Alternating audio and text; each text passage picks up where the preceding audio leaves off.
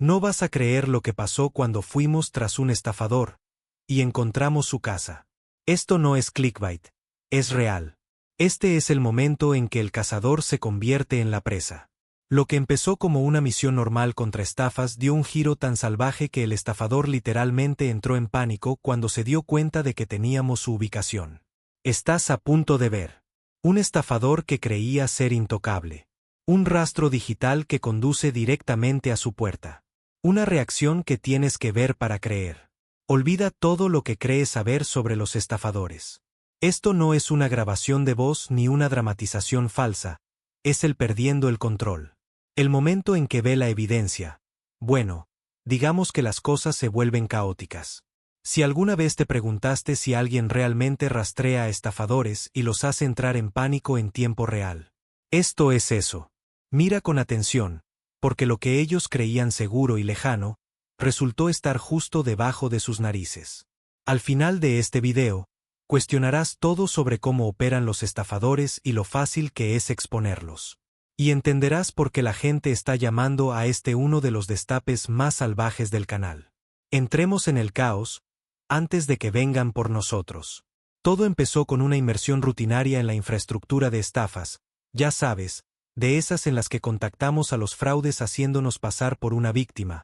Los llevamos a revelar sus trucos, herramientas y cuentas bancarias. Pero esta vez, algo se sentía diferente. En lugar de solo llamar a estafadores por números VoIP o atraparlos con billeteras cripto falsas, esta pista era inestable, como si el estafador no supiera en absoluto que estaba siendo observado. Nos acercamos con un pretexto controlado, algo lo suficientemente creíble como para que el estafador se abriera. En muchas de nuestras operaciones, replicamos la configuración tecnológica de la víctima para evitar sospechas, hacer parecer que somos ingenuos y despistados. Pero el objetivo siempre es aprender lo suficiente para darle la vuelta al juego. Desde el primer mensaje, notamos que el estafador no era cuidadoso. Pequeños fragmentos de metadatos se filtraron, tiempos de ping, información del servidor, fragmentos de datos de red que no deberían haberse expuesto. Era como si hubiera dejado un rastro de migas de pan sin siquiera darse cuenta. Los estafadores suelen ocultar su tráfico. VPNs, Praxis, máquinas virtuales, certificados falsos, todo el juego de espías. Pero este no. Era descuidado. No un descuido normal, sino cómicamente descuidado. El verdadero avance llegó cuando una serie de pequeñas revelaciones se alinearon. Información de IP repetida en distintas llamadas, sutiles pistas de lenguaje, modismos regionales que apuntaban a una ciudad específica, y lo peor para él, una VPN defectuosa que seguía volviendo a su ubicación real. De repente, no solo teníamos migas técnicas, teníamos un patrón predecible y repetitivo al cual aferrarnos. Cada llamada, cada paquete perdido era otra pista. Los datos se acumulaban unos sobre otros hasta que fue estadísticamente innegable.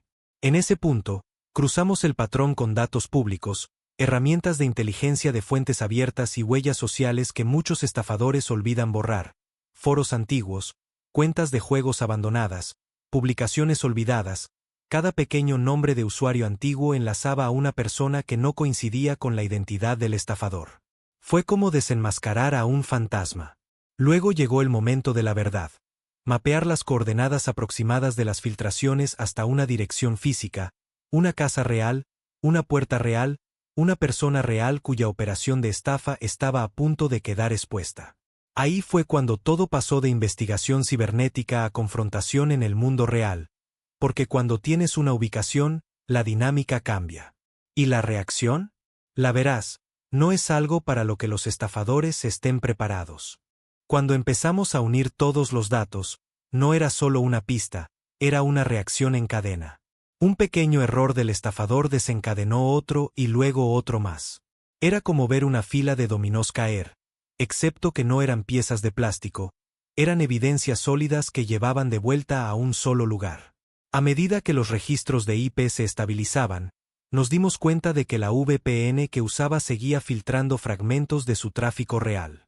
Fue entonces cuando nuestros analistas detectaron un patrón consistente solo con un proveedor residencial de Internet.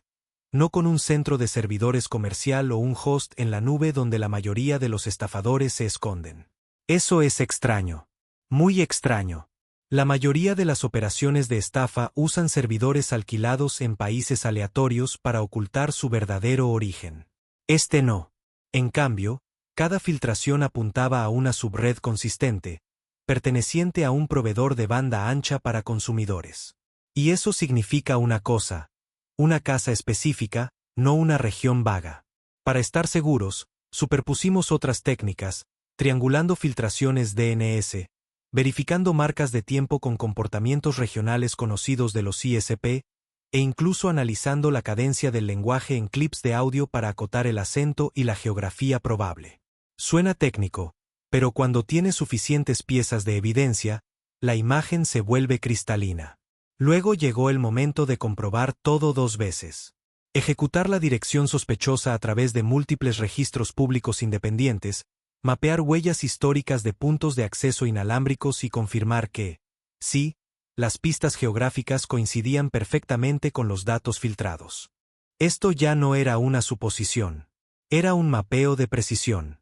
Con una dirección física sobre la mesa, era hora de pasar del rastreo digital a la observación.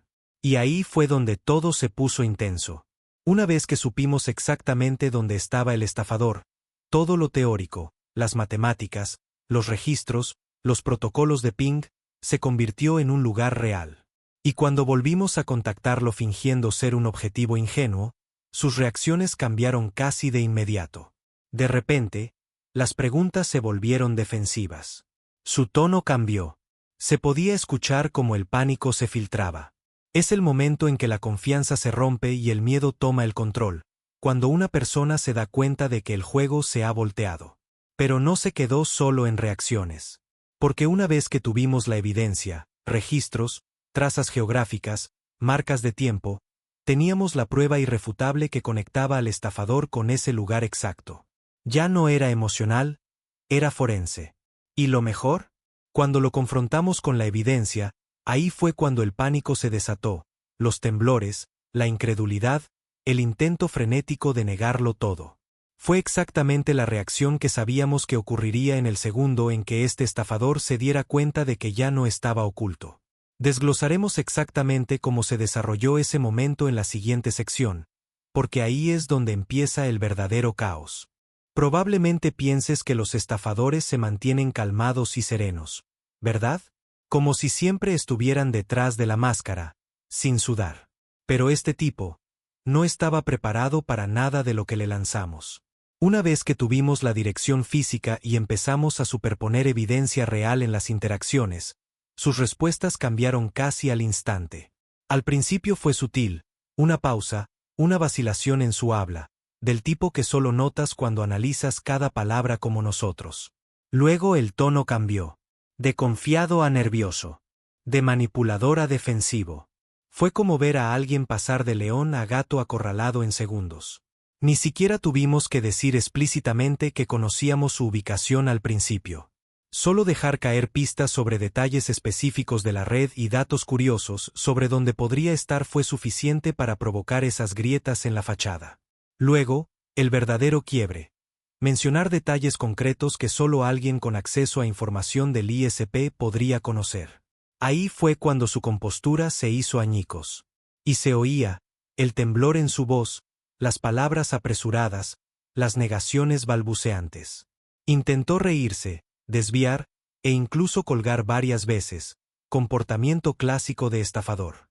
Pero una vez que se presentó suficiente evidencia, no había vuelta atrás. La parte más irónica, empezó a suplicar. Roga. A intentar salvar su reputación, retrocediendo como alguien atrapado con la mano en el frasco de galletas. Pero esto no era solo vergüenza, era exposición.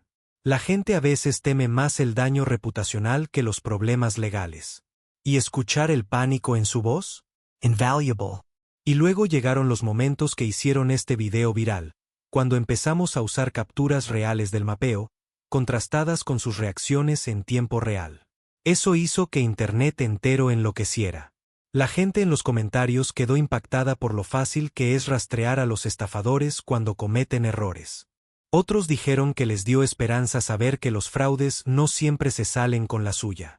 Ver a este estafador desmoronarse, no por hacks ingeniosos, no por drama, sino por pura evidencia forense fue el golpe de satisfacción que millones de espectadores necesitaban. Esto no fue solo otro clip de engañamos a un estafador, fue una exposición